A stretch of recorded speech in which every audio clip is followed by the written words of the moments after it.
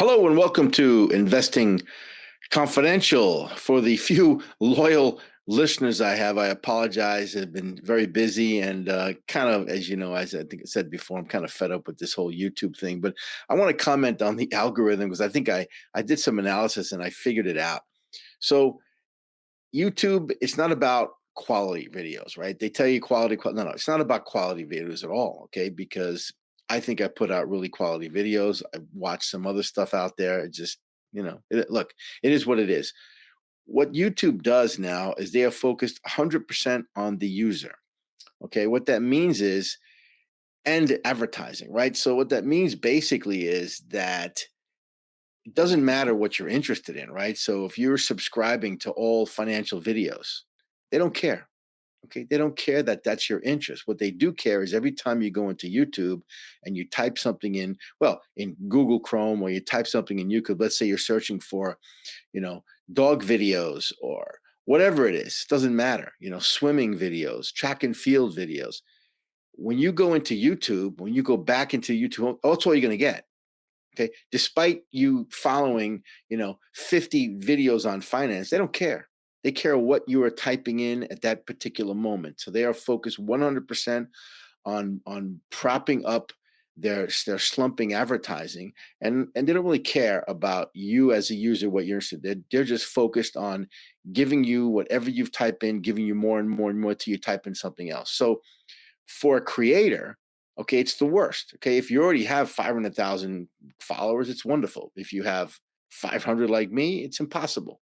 Okay, totally impossible unless you're willing to literally do a video a day, and then boom. But a video a day is, people who do those, they're low quality. Okay, there's no way you can sit and talk for 20 minutes on the stock market day after day after day and be right. Okay, you can't give good solid because the market is too volatile. It's up and down. It's up and down. You're gonna, one day you say it's up, next day it's ridiculous. Okay, so that's the YouTube algorithm. Doesn't work for me, but I'll continue to do what I have to do. But my videos, unfortunately, are going to be, maybe once or twice a week maximum, because I'm just not going to play the YouTube game. All right, so let's talk about the macro first. It's been interesting since my last video was over a week ago. Everything I've been saying over the last few months is coming to pass. Okay, so the macro keeps getting worse and worse, but stocks keep going up and up. Okay, the trend is higher, folks, and it will continue to be higher until we get into earnings season. And right now we are in earnings season. Okay, earnings season is upon us, and there's going to be nowhere to hide. Okay, absolutely nowhere to hide. And I'm going to show you the consumer is weak and getting weaker. Okay, the summer vacation, it's a pent up spending. It's going to distort the numbers. So maybe next couple of months they're going to fool around with the numbers and show you that the consumer is strong. No, the consumer is, pardon my French, blowing their wad. Okay, in the next couple of months, and then they're done. Okay, they're spent. Okay, and there's no way to avoid the issue. Okay, the Fed is not backing down. Okay, the Fed has drawn a line in the sand. Okay, they didn't fall for the fake banking crisis and all this other nonsense that was put out there by the government and Wall Street to try to force the Fed. Okay, they did get the Fed to stop, but the Fed is looking at the data. And I've been showing you the data for months and months. The data continues to say that inflation is not going to go down. Now, the Fed is doing something stupid. Okay, Powell keeps talking about 2% target, 2% target. And you know what?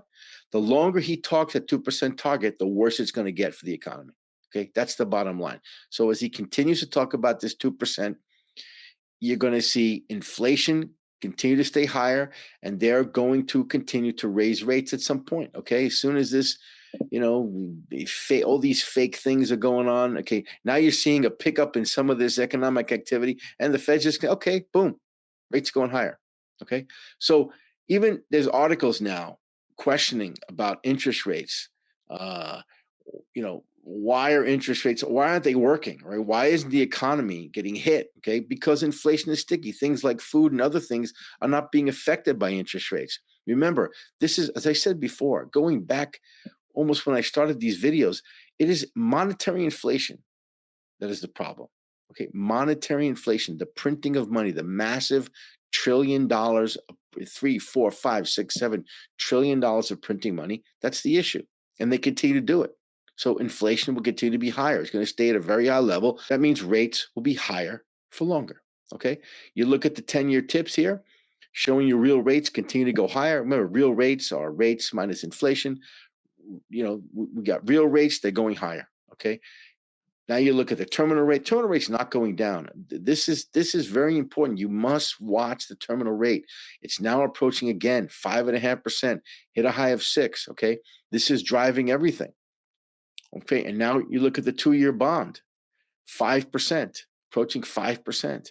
I mean, you know, this is what drives everything. Okay, lending. All of this is driven off these rates, and things are not getting better. Okay, the yield curve continues to steepen, and you read now about people questioning the yield curve, how it is.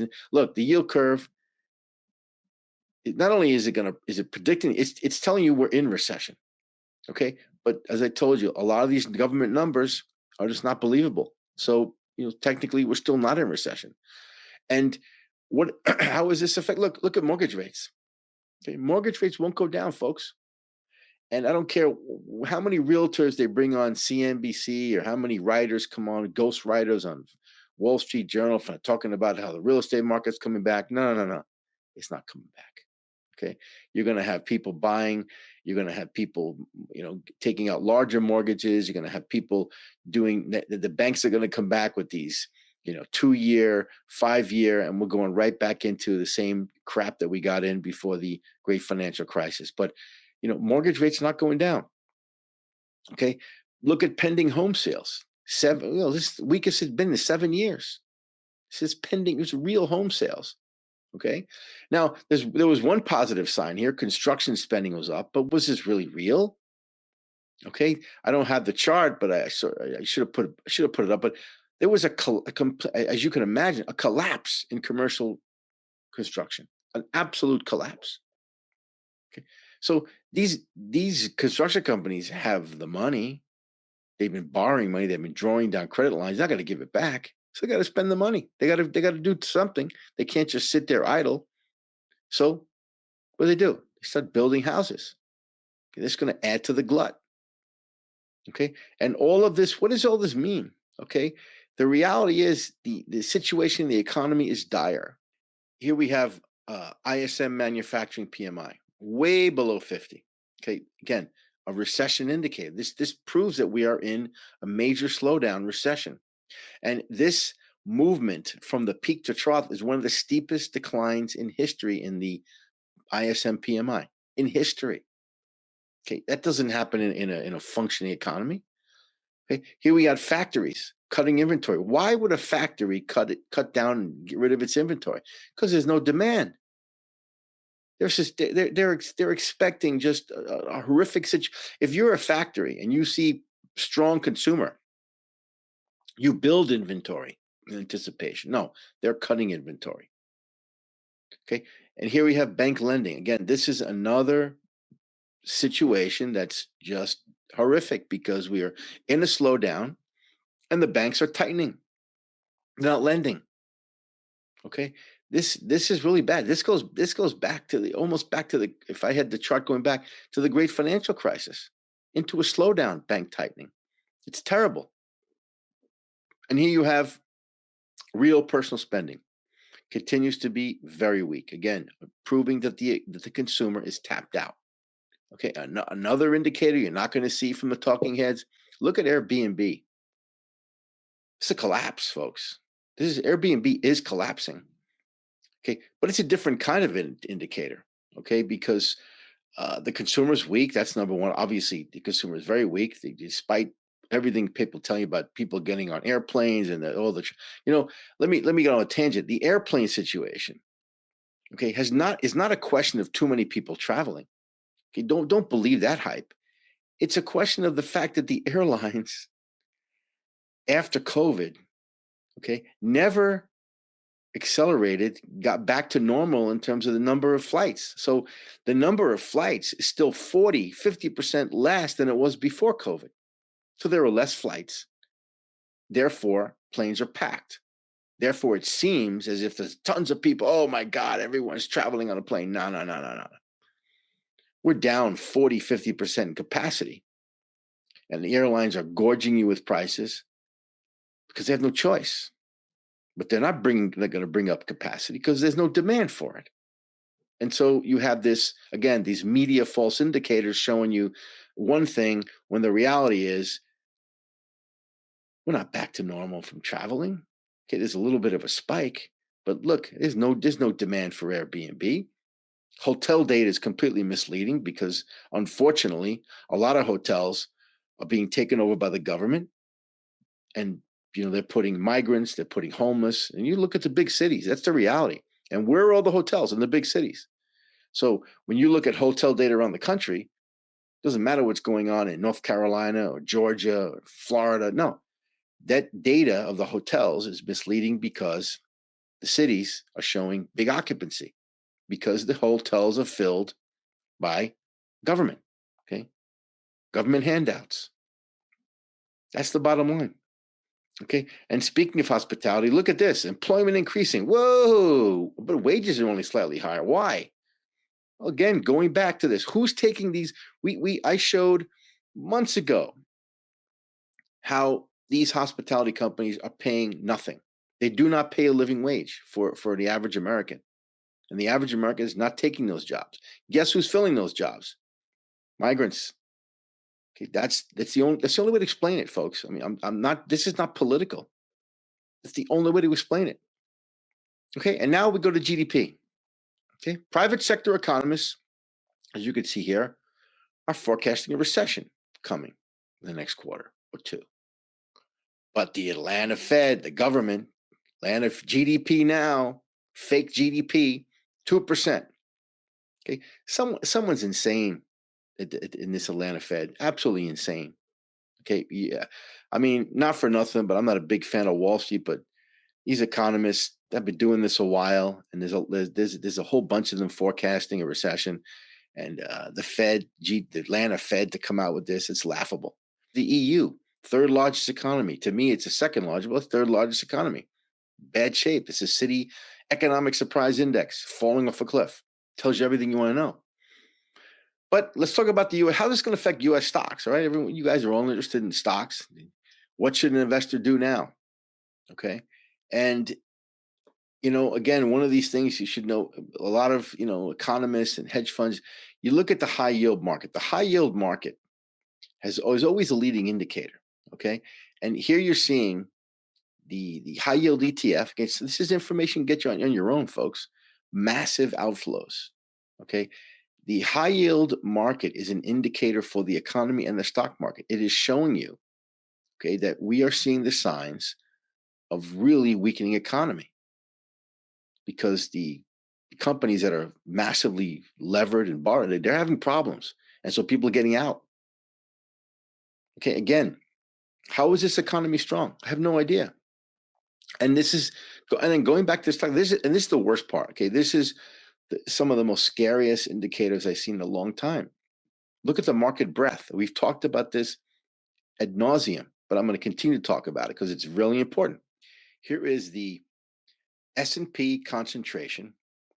Okay, that means the amount of stocks going up, which we've talked about before.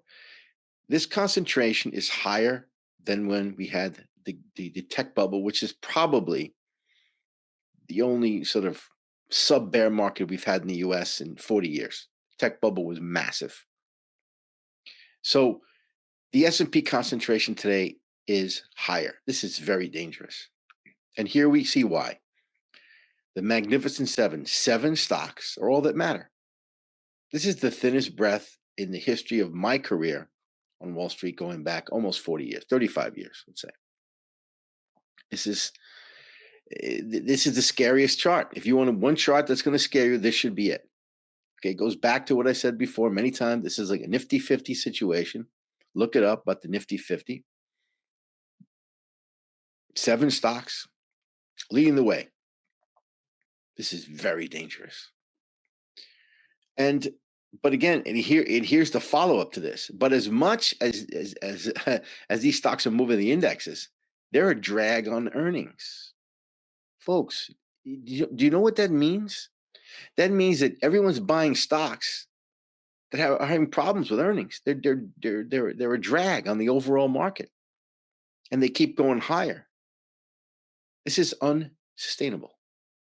Unsustainable. And earnings, they're about to collapse. Okay, look at again, a leading indicator being ISM manufacturing, always a good leading indicator for earnings. Earnings growth, top line, topped out.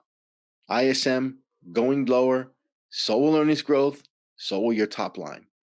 Okay, not good. So you combine all of this together, and this is as bad as you've ever seen. But in the short term, folks, I'm telling you, the market trend is still up until it's not. Okay, and here are hedge funds. Okay, I'm not a big fan of hedge funds, but they technically it can be smart money. They're getting out. Okay, where were they investing? Okay, they're going overseas because there's a valuation differential. There's a big arbitrage. Okay, the valuation gap, as you can see here, between U.S. stocks and non-U.S. stocks is the highest on record. Massive. You got to be in the international markets. Okay, and one big surprise: look at emerging markets. They've led the way, and stocks in Latin America have been the best performing market. And we talked about Brazil. Brazil is the largest market in Latin America. Latin America leading the way. Does it always continue that way long term? No, but as a trade, it's been phenomenal and will continue to go higher. Okay, we talked about Brazil last video. Take a look at it. But if you don't want to be bothered with Brazil, you don't want to be bothered with Europe, whatever, and you want to own U.S. stocks, then I'll tell you what, folks, stock picking is the only way to go. Forget about these ETF index funds. Just forget about it. Because as you can see here, the environment for stock picking is phenomenal. It's the best it's ever been in a very long time, maybe 7 to 10 years.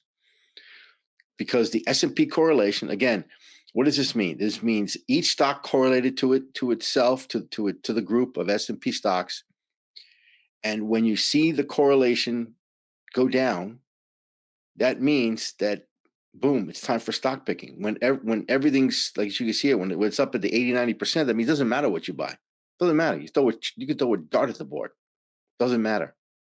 Because the market's leading the way, the index. Now it's individual stocks. So be a stock picker. Okay. Don't buy the indexes. If you can, buy stocks overseas. But man, this market is going to tap out real soon.